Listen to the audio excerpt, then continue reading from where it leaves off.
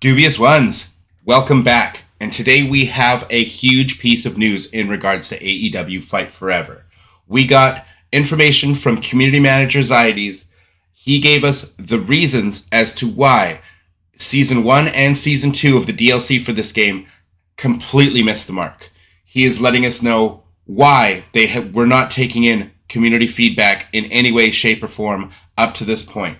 So let's get into it right away. Earlier today on Discord, Zyddies let us know, but we covered that a bit in the past. Remember that Season 1 and Season 2 was basically planned during production. So any feedback, response, and so on is the stuff we are starting to see now and in the future. So all the feedback we gave them wanting new match types, a way better creation suite, more in-depth everything, that feedback is only now started. We're only now going to start seeing the fruits of that labor of all our feedback going into them. So if you look at the timelines as we covered in the past, it is at least 5 weeks of submission for a DLC. So the Tony Storm, why we didn't get Timeless Tony Storm, where we're getting the older model, Tony Storm went into submission at the absolute latest at the end of November. Then you have to add dev time on top of that and so on. Patches is a minimum of 3 to 4 weeks for submission plus dev time. So it generally takes 1 to 2 months behind. They're usually about 1 or 2 months behind what we see by the time we get a patch. I know this means nothing and most don't care about that, but this does explain why some of the stuff that comes out is the stuff you guys don't really want and was done way before the feedback ever came in. So, this is our explanation, you guys. This is why the DLC has completely fallen entirely flat. This is why it hasn't added any new match types, and this gives us hope for the future of this game. As we know from the press conference, they plan on supporting AEW Fight Forever long term, long into 2024 and beyond. There's the potential of a new game coming in the future, but let's take a listen to what Tony Khan himself said at the AEW post-fight, or the post-fight media scrum after World's End about AEW Fight Forever moving forward. So this is from the horse's mouth himself. Let's take a listen. He's not in the games, Swerve's not in the games. Like, what are your plans for 2024 when it comes to Fight Forever and like that whole division at large, AEW games? Great question. So there are some top stars, great examples. I think we're going to continue adding stars and doing downloadable packs and featuring more people in the game. But I think those are great examples of people that we could utilize, great people would want to see in the game in the future. We'll continue adding people for Fight Forever. It's our first ever video game release. It's been distributed all over the world. We sold so many copies and continued the sales through the holiday season. And that was our beginning of AEW games as far as a console game launch. We've launched other properties before that, but that was certainly our most ambitious project.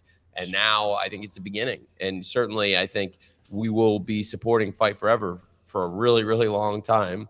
And the next time we come back, I expect someday in the future we would come back with a console game. But for the foreseeable future, all of the resources really into keeping Fight Forever and really updating that game and doing the best we can with people who bought Fight Forever, adding the great names, keeping it current.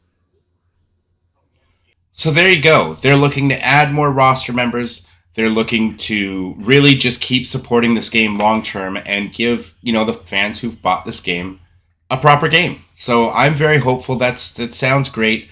And the fact that he does say that, yeah, in the future we will look at maybe making a sequel to Fight Forever. We also heard earlier in this press conference that they have a partnership, at least Samoa Joe, with WB Games, as he's going to be in the new Suicide Squad game, if I remember correctly. So the fact that they could have a partnership with WB Games for a sequel to Fight Forever is very exciting. Very exciting to hear indeed. And the fact that, like you said, they're going to be supporting this game long term. It's not just getting dropped.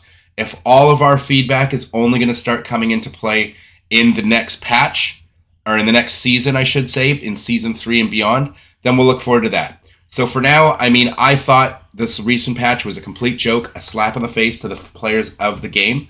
But, in reality here, we could be seeing everything we want. It just takes time. You know what I mean? Like, it really just takes time for these games to develop and for us to be able to get the game that we want And you know what?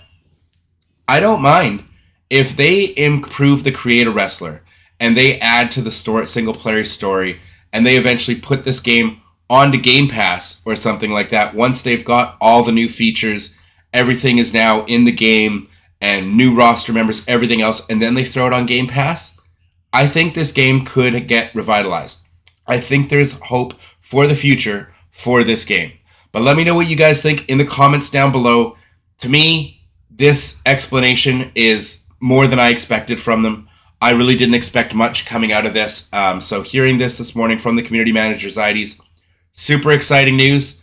I'm super excited about. I hope you guys are too. But leave me a like. Definitely comment your thoughts below and give me a subscribe. And we'll catch you in the next one. Dubious ones, until next time. Peace.